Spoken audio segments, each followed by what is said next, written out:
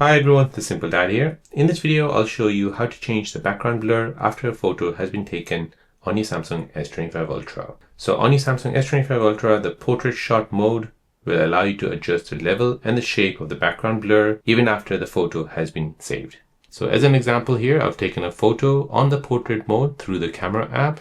And as you can see, I've got the subject in focus. However, at the back, it's been blurred.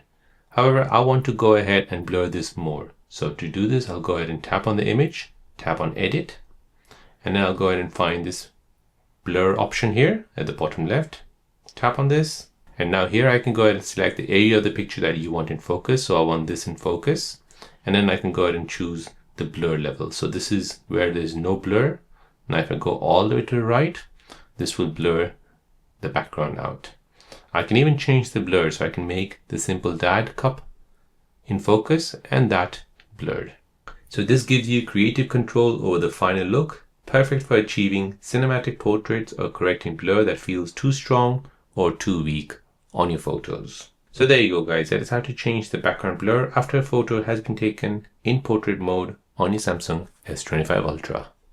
If you're new on the channel and you want to find out more about your iPhone, your Android phone, or any other social media apps, then don't forget to subscribe to this channel to become a part of the Simple Dad community. Hit the like button if you find this video useful.